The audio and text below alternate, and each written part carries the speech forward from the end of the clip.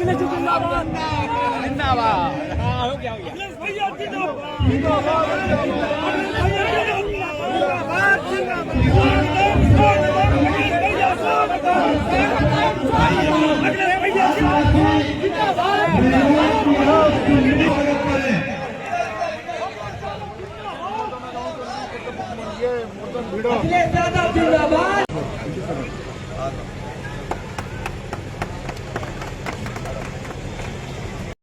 मुझे आने का मौका मिला है, वहीं मैं देख रहा हूं कि बहुत बड़ी संख्या में हमारे आदरणीय बुजुर्ग, माताएं, बहनें, नौजवान साथी दिखाई दे रहे हैं। मैं इन सब का भी बहुत बहुत प्रणाम करता हूं, इन सब का मैं आदर करता हूं, स्वागत करता हूं, धन्यवाद देता हूं। जिंदाबाद। ये उड़ीसा की बहुत ही पौराणिक और ऐतिहासिक धरती है। उड़ीसा की वो धरती रही है जहां पर समाजवादी चिंतन शुरुआती दौर से ही रहा है। जो पुराने हमारे साथी होंगे वो जानते होंगे कि राजनीतिक इतिहास जो उड़ीसा का है वो समाजवादी रहा है।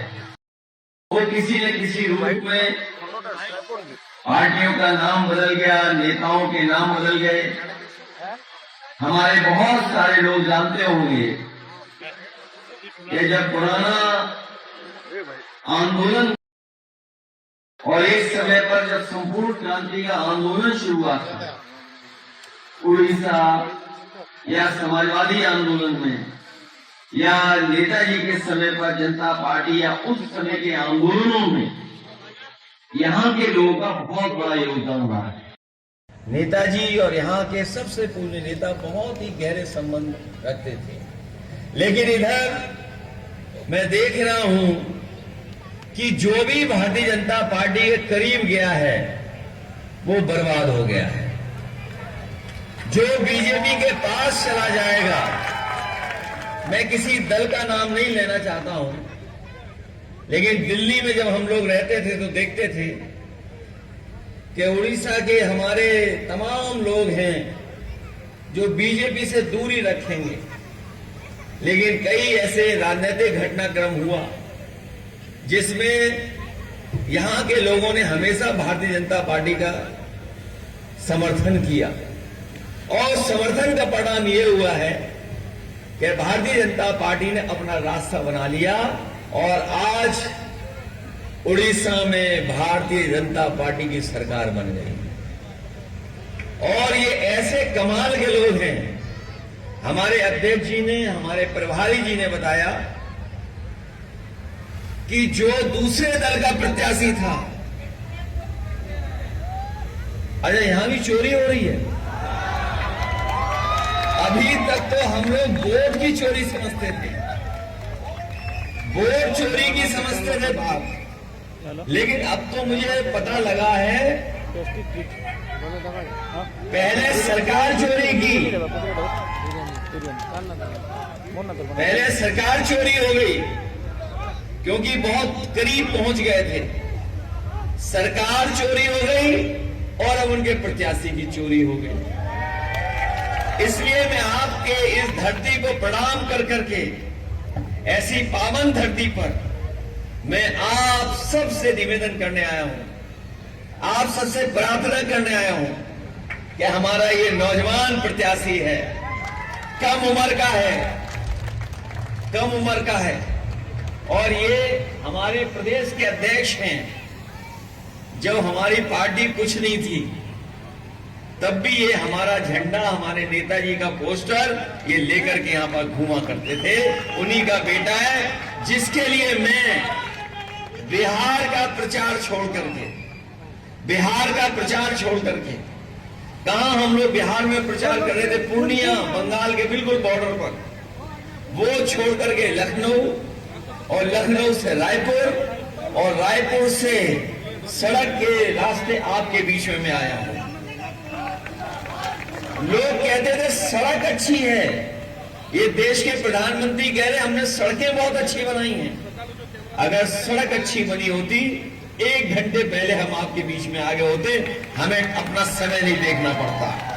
मैं आपसे कहना चाहता हूं, जब आपके बीच में इस बाई इलेक्शन में आया हूं तो पीडिया की चेतना का बीज बोने उड़ीसा में आया हूं। पीडीए का बीज बोने के लिए हम आए हैं और हमें पूरा भरोसा है एक दिन पिछड़े, दलित और आदिवासी भाइयों की ये हमारी फसल बड़ी तैयार होगी। और जिस लड़ाई को आप लोग लड़ते रहे हैं, कोई डर रहा होगा सरकार में, लेकिन बाबा साहब भीमराव अंबेडकर जी ने जो सामाजिक न्याय के हिसाब से हमें आपको अधिकार और सम्मान देने की बात की थी, वो हमें सम्मान नहीं दिया। इसलिए बाबा साहब भीमराव अंबेडकर जी का न्याय और सामाजिक न्याय के राज की स्थापना करने हम लोग आ रहे हैं और इस संकल्प को लेकर के जा रहे हैं कि जब कभी हमें मौका मिलेगा हम अपने लोगों को गिनवाएंगे, पिछड़ों को, आदिवासी भाइयों को, बहनों को, अल्पसंख्यकों को, और उनको आबादी के हिसाब से हम लोग सम्मान देने का काम करेंगे, उनको हक देने का काम करेंगे। सुना है कि यहाँ पर पिछड़ों को सम्मान मिल ही नहीं रहा है, हक ही नहीं मिल रहा है। और अपने आदिवासी भाइयों को हम कहना चाहते हैं, अपनी बहनों को कहना चाहते हैं, हमारे पीडीए में एक का मतलब आदिवासी भी है। जो हमारा पीडीए है तभी पूरा होता है जब उसमें एक आदिवासी भाई बहन जुड़ जाते हैं। जो संविधान हमारा है और आरक्षण को बचाना है, संविधान जब बचेगा तब हमारा आरक्षण बचेगा। अगर चीजें बिकने लगेंगी, प्राइवेट हाथों में चली जाएंगी, तो हमारा आरक्षण छिन जाएगा, हमें आरक्षण नहीं मिलेगा। इसलिए हम लोग संविधान और आरक्षण को बचाने के लिए जागरूकता लाने का काम हम लोग उड़ीसा में करने का काम करेंगे। ये जो उड़ीसा में हमारे यहाँ एक रंग के व्यक्ति लोग हैं, एक रंग के, सबको एक रंग की तरह करना चाहते हैं। ये वो धरती रही है जो सांस्कृतिक धरोहर की धरती है, यहां पर परंपराओं की धरती है। हम लोग मिलकर के समाजवादी और पीढ़ी के लोग कभी भी उड़ीसा को एक रंगियों के हाथ में नहीं जाने देंगे। ये हमारे उड़ीसा के साथियों को हम बताना चाहते हैं, ये जो कई ऐसी संगठन है, कई लोग ऐसे हैं जो आदिवासियों को आदिवासी भी नहीं कहते हैं, उन्हें हक दिलाना तो दूर, कभी उनका भाषण सुनना, कभी वो आदिवासियों को आदिवासी नहीं कहते हैं। इसलिए आदिवासी भाई बहनों को हमें हक दिलाने का काम भी करना है, मदद करने का भी काम करना है।